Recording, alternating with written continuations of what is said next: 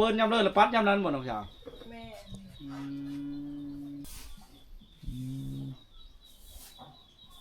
ไหลลุดๆมาเนาะหมู่กันกันเนาะอันนี้ข้างขึ้นนะทุกคนขึ้นน้ำหน้าได้บ่น้องสาว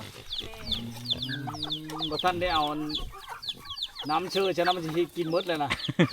ทุกคนเลยญาติเดียวจะแซวอยู่เนาะ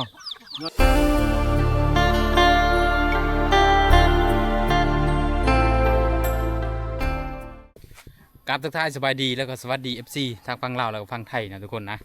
คลิปวิดีโอนี้บโดงก็ยังอยู่ที่บ้านทาโพบ้านน้องดอนน้องดาวอยู่นะทุกคนมื้อนี้เราจะไปเบิ่งน้องคองเนาะน้องคองดำหน้าอยู่ตีนบ้านว่ะมีฮู้ว่าจะแล้วหรือยังนะมื้อนี้เราก็มีภารกิจมาน้องบ้านน้องดอนอีกเธอหนึ่งนะทุกคนเดี๋ยวไปติดตามนะครับชมเบิ่งบรรยากาศไปพร้อมๆเดียวนะทุกคนนะทุกคนเขาค่อยเห็นไกลๆอีพุ่นเขาดำหน้าอยู่นะเฮือนี่เฮือใหญ่ครับเพื่อนนะทุกคนเบิ่งดำอยู่แต่หึงแล้วนี่ยังมีท่านแล้วเขาดำทั้งโน่นก้อนทั้งลุ้มดูแม่นน่าจะปะเฮือน้ำแห้งน้ำบกเนาะเขายังดำว้าวดำไม่ได้บ่นี่นะมันเลิกบ่อ๋ออยู่ทางกลางมันเลิกบ่ยังมีดำว่าอยู่ทางกลางมันเลิกบ่ยังมีดำอ๋อเบิ่งเนาะทุกคนเขาดำเลาะเรียบแต่แคบมันไปทางกลางนะมันเลิกน้ำมันมันเป็นหนองมันเป็นหน้าคือหนองนะทุกคน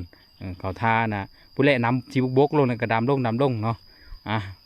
อันนี้เป็นบรรยากาศหน้าตีนบ้านทุกคนเลยกันฝนตกแห้งแล้วแม่นได้เบิ่งเขาดำเนาะห้างเลยเบิ่งอยู่ว่าห้างเลยทุกคนเขาดำหน้าดีเนาะเดี๋ยวเข้าไปเลาะนะติดตามรับชมเบิ่งบรรยากาศในหมู่บ้านทุกคนเลยมื้อนี้เนาะหมู่มันหากินใช้เดินได้นี่แหละทุกคนมันดูดนี่บริเวณนี้จะเป็นมืดเลยเบิ่งเนาะงูเขามาปล่อยเลี้ยงอยู่เดินบ้านนะทุกคนนี่เนาะนี่นะทุกคนสัตว์เลี้ยงหรือว่างูควายเนาะสัตว์เลี้ยงนี่ก็เป็นเรียกว่าธนาคารบ้านเลยกับว่าได้นะทุกคนธนาคารบ้านธนาคารเฮือนเพราะว่าย่านจำเป็นสามารถเอาไปขายมาแล้วก็พอได้มีเงินใช้จุนเจือในครอบครัวนะทุกคนเนาะคือว่าชั้นอะไรบ้านเนี่ยหากก็ไม่ได้ดำวันนี้โลกบ่เนี่ยว่านี้ก็ไม่ได้ดำบอกผู้ชาวบ่มีอย่างไรมาเฮอกะตอนกะมีน้ำหวานช่องทุกเนี่ยมาลาดลงมาน้ำก้อนเปื่อยกลางทาง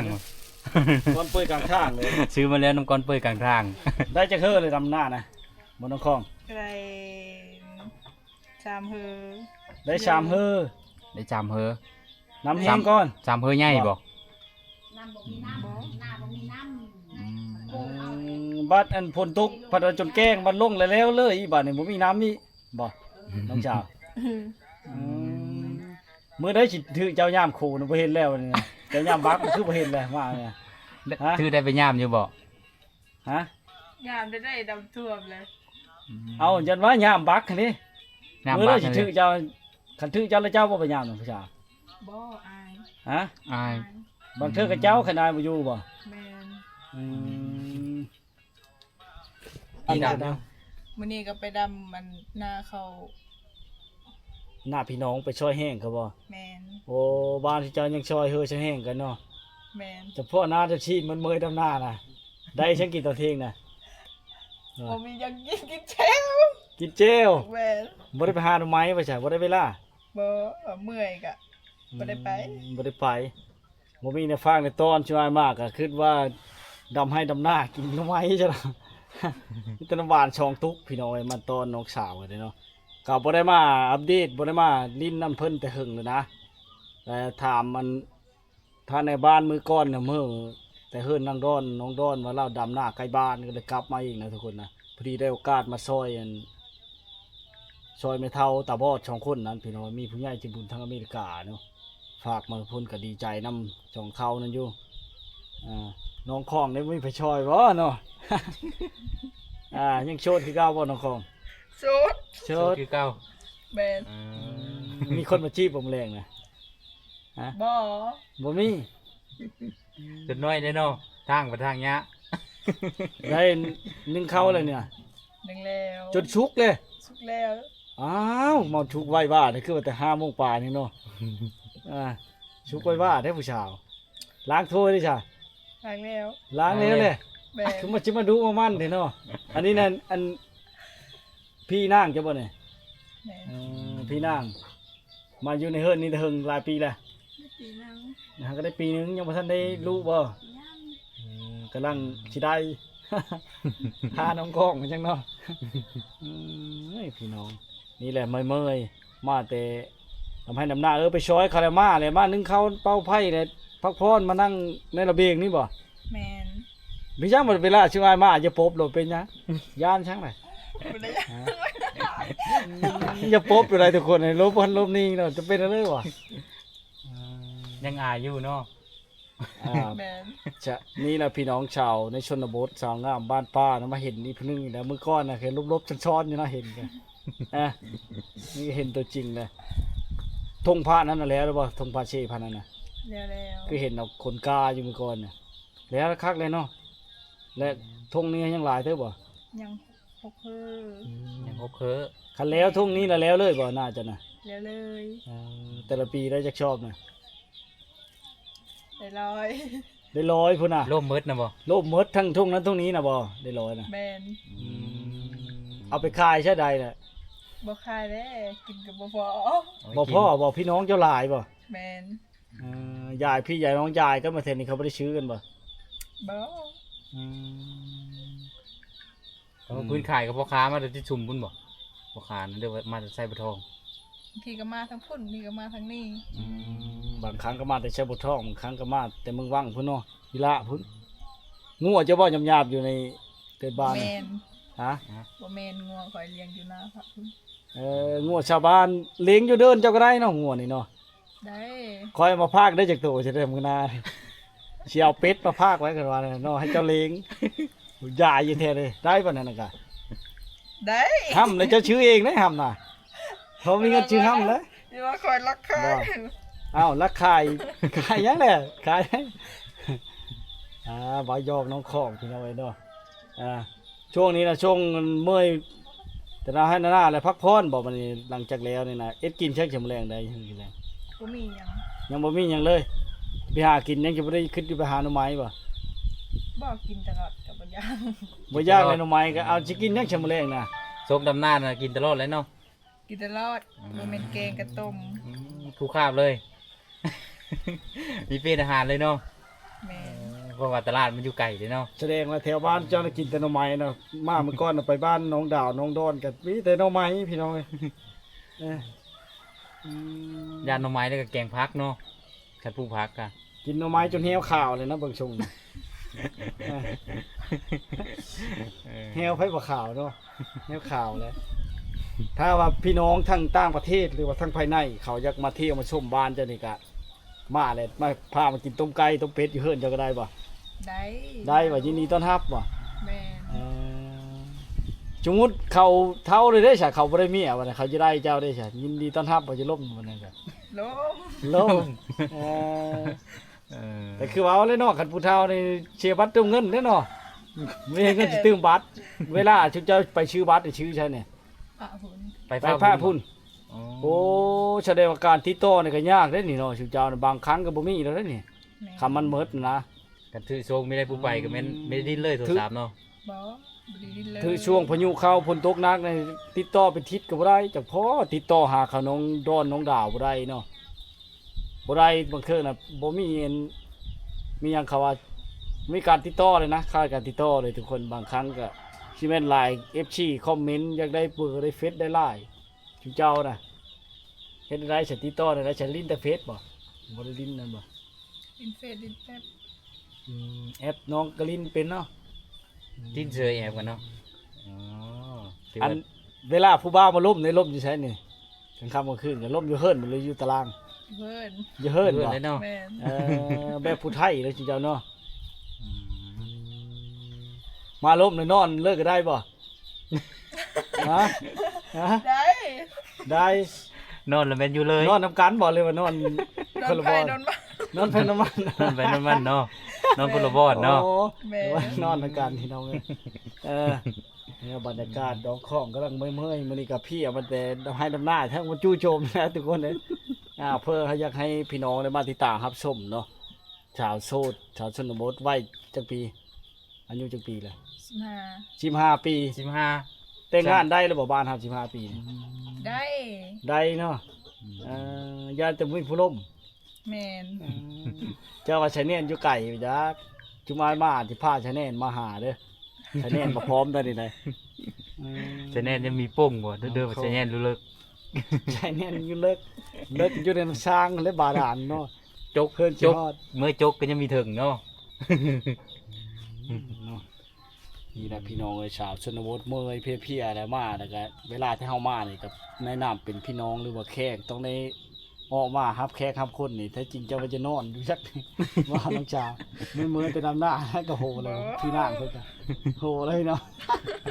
ได้พี่นางมันจะบ้านเลยนี่ฮะ มาประโกย บ้านปะกุยหนองบอนบ่โอ้จุมายเคยไปอยู่นะทางชุดโหดเลย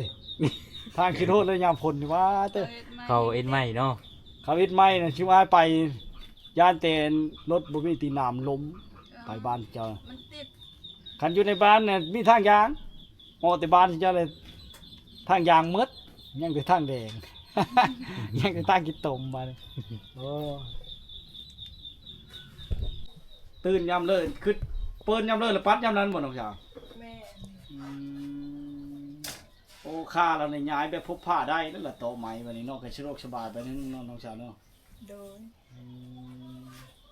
พื้นเนี่ยชุดเจ้าหาไม่ได้เจริญ หามาตะไห้บ่ฟืนน่ะ แม่น อืมอืม โอ้หอนพื้นจากพอแสดงขึ้นว่าลากิโตทุกคนไผ่เบิ่งเลยเด้อน้องสาว ไทยลูก ขาวงามนี่เนาะขึ้นชะเหนียวเจแต่มุ้ยนักกินกับเนาะ แม่นได้ทัดเจล แล้วเจ้าน้ำแรงนี่ แม่น อืม จำประเดะเลยเนาะ บ่เลย ฮะ เคยโอ๊ตอยู่บ่เข้ากับบางมื้อก็ไม่ได้กินบ่ บางมื้อก็บ่ได้กิน โอ้ผู้สาวส่วนหลายมากลดหุ้นเนาะ แม่น อื แม่น ม ดีอะ เจ้าสิบ่เป็นใครวะจ้ะนะ โอ้ แล้วตอนดึกๆมีเยอะบ่กันบ่พื้นอดข้าวน่ะ บ่นะบ่ได้ ธรรมดา แม่น อ๋อนี่แหละก็เรากำลังกันนะบัดเทิร์นอยู่นะทุกคนสาวคล้องเนาะอืมไม่ได้มาหาเฮิงแล้วจนจะไม่ลืมซื้อ ผมจะลืมชื่อพี่น้องเลย เออเออเนี่ยอืม บัดอันกลับลงไปชูหน้าไอ้กับเมื่อยแล้วบัดนี้เนาะบ่ได้เวลาอีกแล้วขึ้นค่ำแต่บ่น้องสาวขึ้นนำแต่ลำหน้านะ 6 โมง 6 โมงจนมืดพุ่นาน แม่น มากินข้าวเยอะพี่บ่ บ่กินอยู่นา กินอยู่หน้าเลยสิเจ้า เจ้าได้ทิ้งเนาะ โอ้ แม่น สิเจ้าได้ทิ้ง ไม่เด่น เก่ง น้อง ซ้ำนี่ น้องดอนน้องดาวเลยไม่ได้ทิ้งเลยหน้าเลยครับ บ่ได้เทกแล้ว เที่ยวเอามีแต่ เที่ยวเอานั่นเองเทคลำบากขนาด อืม อันนี้ก็ลำบากคือเดียวเนาะบ่มีแนวกินได้แต่ทิ้งมียังเป่าห้ำบ่น่ะน้องสาวได้มาได้เฉลยห้ำนี่ เสือเอา ชื่อเอาบ่เขามาขายบ่ แม่น เป่าเทเลอร์บ้านเฮานี่ วันละแสน โอ้ขั้นใดชุดเจ้านี่มีช่องข้างเลยนี่เนาะลงทั้งเลิกก็ได้ ได้ กระไดไม้ไผ่เนาะ ได้ไม้ไผ่พี่น้องเอ้ย กระไดลาก เลยเอ็ดพอจะบ่ แม่น รถสะดวกสบายโอ้น้ำมันนี่ต้องได้ซื้อมาเป็นตุกไว้นะนี่น้องสาว แม่น เพราะว่าในยามฉุกเฉินเพื่อจะได้ไปในตลาดตะลี่ไม่ง่ายเนาะแสดงว่าการที่จะได้เกี่ยมเข้าไปในเมืองนี้ต้องได้เกี่ยมกระตุกบักใหญ่แบบนี้ไปบ่ ซื้อก็ซื้อว้ เกี่ยมมียังย่าไปบางเครื่องนี่ใช้รถไถบ่หรือใช้รถจักรนี่ แสนจักร ใช้รถจักรมาเนี่ยน้องสาวก็ไปเอาเต็มกระตุกนี่นะมันกระตุกบ่ใช่หรือมีน้ำมัดบ่เวลามานะ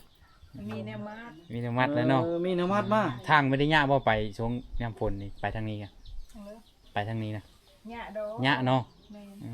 ม ยามพลก็ยากคือการไปทางนั้น ลัดไปใช้บ้านปากกษะนี่ฮะเนาะ บ้านปากษาธรรมดาเนี่ยดอก ฮอดบ้านปากกาซาจะมันสบายแล้วเนาะได้ทางอย่างอยู่หั่นขาทุ่มเตรียมไปนั่นแหละเนาะอืม โอ้นี่แหละกระตุกในชนบทนี่ได้ประโยชน์เอาไปให้น้ำกินไปหน้าบ่น้องจ๋า แม่ เนาะ เก็บงานไว้ ให้น้ำเย็นเฮาตู้เย็นก็ได้แล้วเนาะ ได้ ได้แล้วว่าตู้เย็นน่ะอยู่เอิ้นน่ะ นี่เด้ ได้แล้วเนาะ ได้แล้วพอได้แก้ไขแล้วเนาะตู้จักผ้าก็ได้ล่ะ ยัง มีแต่คนซัก แม่ มือนี่แหละเนาะ ซักมือ มือเลือกไฟดับก็ลงเซ่หมดแล้วเนาะ ใส่ เคยไปอาบอยู่บ่อยู่น้ำเซ่กะเคยไปอาบน้ำเซ่อยู่บ่ยามไฟดับ เคย อยู่เนาะมื้อนี้ก็โชคดีแล้วบ่ได้ดำหน้าทุกคนกับประชันโป้งหาหน้าไว้จะอยู่ทางใดได้ยินแต่คำว่าอยู่แคมป์บ้านอยู่ทางใดน้องจ๋าชี้เบิ่งดู ที่นี่ อยู่กับเคยได้เอิ้นหานี่ได้ยินเนาะแถวแคมป์บ้านนี่เนาะ ได้ยิน น้องข้อเลยได้ยินแล้วเนาะ เอิญทางฝุ่นก็ได้ยินทางเอิญดัง เอิ้นดังกันได้ มันกองแถวเช่นแห่งได้ยินเนาะจากพ่อเห็นมื้อนั้นเห็นมื้อก่อนไปเอากาเนาะโอกาน่ะตกอยู่หน้าเทิงพุ่น แมนตรงอยู่นี่แต่ว่ามันยังน้อยมันยัง กาอยู่พุ่นเลยก็เอามา ตกตำลังเนาะอยู่พี่เนาะ แล้วเป็นยังไง โอ้ตัวนี้ยุดใช้งานหรือบ่พลอยเนี่ยเด้พลอย หยุดแล้วมันกินแล้ว กิดแล้วกิดพี่น้องเอ้ยเนาะนี่ละบรรยากาศสาวชนบทพี่น้องเอ้ยแต่เฮามาอยู่ชื่อก็บ่ได้แล้วเพิ่นก็เฮ็ดนั่นเฮ็ดนี่พี่น้องเอ้ยเนาะชิงหมูดูด้านเลยมันเคยได้กินแล้วน้องเจ้า 3 โตบ่หมูนะ แม่ อ๋อก็โตพอดีปานเดียวเลยเนาะ เพราะว่าที่เลี้ยงหมูไว้แต่งหวยนี่นะ นี่ล่ะทุกคนสาวคองกำลังจะเกิดหมูนะทุกคนเนาะแล้วมีห้องซีห้องบดเนาะโอ้ต้องเข้าเอาอยู่หั่นเนาะห้ำเพนเลยกะทุกคนเฮิรนน้องคองนี่จะมีน้ำสร้างบาดาลได้เพราะว่าเวลาใส่น้ำแล้วมันมีโทมีทันนะเขาก็ใส่น้ำบาดาลน้ำทุกคนเลยเวลาเป็นงานนะอันเดินบริเวณแถวนี้ก็น่าจะเป็นเดินบริเวณเฮิรนน้องดอนนะทุกคนเนาะตอนนี้ก็บรรยากาศยามแรงๆทุกคนเลยน้องคองกำลังกาเกี่ยมจะเกิดหมูนะเดี๋ยวเราจะเอาห้ำมาก่อนนะทุกคนเดี๋ยวทาเบิ้งน้องคองเกิดหมูทุกคนไล่ลุดๆมาเนาะหมูกันก่อนเนาะอันนี้ข้างขึ้นนะทุกคน ขึ้นกระชนกสบายพบเก้าจังนี่นะ นี่เนาะ โอ้มีไฟเลิศกูนะลากไป ห้างเกิดหมูก็อยู่ฟ้านี่เนาะคือมีไว้ฟ้านั้นบ่ เทาะก้อนมาแล้วนะ ไก่ก็กินแซ่บคือหิวน้ำนี่เนาะเป็นอันแซ่บเป็นรสไก่กัน ญาติจะแซวแล้วเราคือเนาะ พ่ออยู่พ่อทุกคนเลย คือลายเท ลายไปทั้งไก่จะมาลายเนาะพอชื่อว่าเด็กตุ่มได้ว่าเด็กไก่ลายใช่ปะ มันยังน้อยอยู่ ยังน้อยอยู่ น้อยอยู่เลี้ยงไว้ตอนดำให้น้ำหน้าได้บ่ต้องจ่าบ่ท่านได้เอาน้ำเชื่อจะน้ำมันจะกินหมดเลยนะทุกคนเลย ญาติจะแซวอยู่เนาะ ย่อๆอยู่นะ น้ำกระน้ำโมะแล้วย่างดีเนาะ เลี้ยงไว้เลยน้องๆสาวเวลาแค่คนมาแล้วเป็ดไก่กันเนาะญาติพี่น้องมาเยี่ยมมายามพอได้ต้มเพื่อเจ้ากินเนาะบ่ได้ชูได้ขายบ่น้องสาวหมูนี่เลี้ยงไว้ขายบ่หรือว่าเลี้ยงไว้เอาแม่พันธุ์มันนี่ ขายแน่เอาแม่พันธุ์มาแน่เนาะ ชื่ออยู่ในบ้านนี่พ่อน้องสาวหมูนี่ได้โตเท่าไรต่อเจ้าชื่อน่ะ7 เชน ทางกะลีห้ามเลยเนาะ7 เซนครับ โอ้ตัวละ1,000 บาททุกคน พูดญาติจะแซวเลย เป็น1,000 บาทกับ6 เชนฝ่ายนะเป็น5ขาคัดบ่สูดกันเนาะไก่เป็ดนี่เนาะมีแต่หมูกับหมูนะมันสูดกันเนาะเนาะมีหยังอันนี้นะสัตว์เลี้ยงเจ้าเพิ่นมีนะอยู่ในกินเจ้าคือบ่มีชาวบ้านนี่แมลงกินนั่นก็ฮะว่า แจ้ว ม กินแจ้ว แจวนี่ โอ้ ต้มไก่จะนี่เชฟมาเชฟนี่นะ สัตว์เลี้ยงจะแซวอยู่เนาะ ให้มันใหญ่กว่า ยังน้อยโอ้ชับนี้ยังนั่งน้อยอยู่นี่นะ มันบ่แซ่บเสียดีนะ บ่แซ่บ เอาตัวยำยาบแล้วเนาะมันมดอีโพอีเบะมันผู้โอ้พี่น้อยน้อยนี่ว่าบรรยากาศจากชนบทจะกินยังไงสิได้อดย่อมอดกินข้าวดีโดไอ้เลิศสินอนรับท้องกระเพาะห้องกอกๆอยู่บ่าย พอดีรถ ไว้ หุ่น ทา เนาะ นผู้บ้าวว่าเลยต้มชุกเขากินบ่เนี่ยฮะ แม่น แม่นโอ้ เออ ชนบทพี่น้อยวัย15 ปีเนาะมันโชดชูงยาวเป้าดูได้สาวคอกเลยพี่น้อยหุ่นดีเหือจุกแตกจุกเตดเนาะเขินกองบ่เรียกว่ามันฮอนแดดฮะ หอดแดด ฮอนแดด เจ้าก็ได้เอ้ยบ่ได้บ่บ่ได้ลูกสาวเดียว จะคนอยู่เหินเดียวเนี่ย เงินเนี่ยนะมี7 คน8 คน เจ็ดแปด เจ็ด ค คน น8 คนพุ่นน่ะโอ้ไอ้น้องคิงจะมีจะคนค่ะ ไอ้น้องคิงคนหนึง ผู้หนึ่ง เอ้าคือมาอยู่หลายแต่เขาหน้าบ้านในชางก็มาอยู่คือว่าหน้าบ้านเจ้าเห็นน่ะ นาบาว เราอยู่บ้านในบ้านเฮานี่บ่ อยู่นี่แหละ เรามาอยู่นี่เราบ่มีพ่อแม่เรามาอยู่นี่บ่ ค่อยมาอยู่เบิดเมเท่าก่อนจะได้อยู่นำเมอยู่บ้านนโม อีมีอยู่บ้านน้ำหมูผู้ อ๋อ อ้าวช่างว่าอะไร เอา อีโพก็อยู่บ้านน้ำหมูผู้ บอยโผกะโบเมนิโผเท่ๆแล้ว พอ พ่อไม่ พอไม่พอนาเนาะ เรามาอยู่น้ำเบะเท่าอยู่พี่ อืม โอ้ยน้องพี่น้อง มันก็ฮู้ได้นี่แหละ มันก็ฮู้ได้นี่น่ะแสดงมันมาอยู่น้ำปูน้ำยาอยู่น้ำพ่อเท่าไม่เท่าตาหน้าบัดเอาผัวแล้วก็มือเฮ็ดผัวแล้วเขาเนาะ แม่น คันเขาสิพากชู้เด้เขามาอยู่เฮิรนพี่บ่เลยอยู่บ้านน้ำหมูคุณบ้าน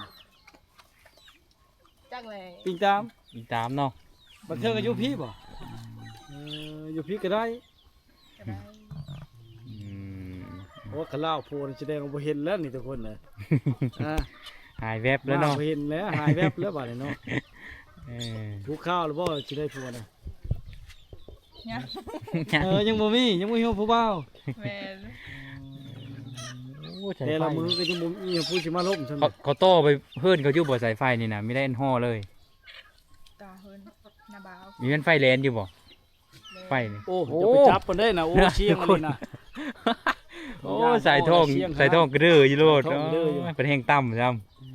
พอดี เบิ่งในน้องคอ พอดีโอ้ คนชุมเท่าน่ะปั๊บเลยหาหัว จุดปุ๊บมันมีมือจะได้เลย มันอยู่ในขี้ดินจังสิกรนะสิว่าแล้วก็โดดคุบช็อตกันอีกแม่นอื่นในไฟช็อตทุกคนที่ว่ามาเนาะนี่แหละวิถีชีวิตของน้องคองพี่น้องแต่ละมือเนาะ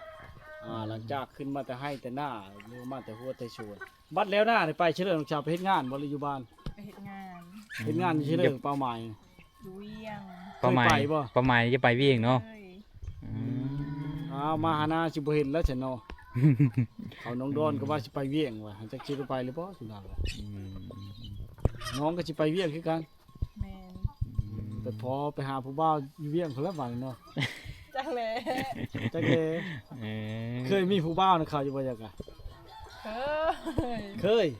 เคยมีอยู่ใช่ อยู่นี่อยู่บ้านปะโกยนี่ บ่ ลมไปลมมาเลยบ่เข้าจักระยะสิ ยา เรียกว่าเขาย่าเขาไม่ ยา เป็นเลิศนะย่าสิ เขาหลายเจอโพดบ่ แม่ เนาะ แสดงว่าเคยอกหักมาก่อนแล้วพี่น้องไอ้น้องคองเนาะนี่นะชาวชนบทสาวโสดบ่ค่อยได้เคยหักไปหักครั้งแรกก็เห็นใจแตกช้ำย้อนอกหักโอ้สิน้อยเนาะนี่แหละของของเกือบหมู่แล้วเรียบร้อยทุกคนบ่จังเฮ็ดยากผู้เดียวมาเลย ถึงเข้า ซ กั อน ย ไม่ เข้า ทัน ไม่ไหม้อันพอดีช่วยให้มาฮอดหน่อยเนาะซอยเข้าแล้วพัดปัดขึ้นปัดชาติเฮ็ดอันนี้นี่บาดนี่บ่ได้อยู่เลยพี่น้อยเนาะฝนตกมื้อเช้านี่บ่นี่น้ำอังนี่นะ คืนนี้ตกเสยนะอยู่พี่เนาะ ตกซื่อ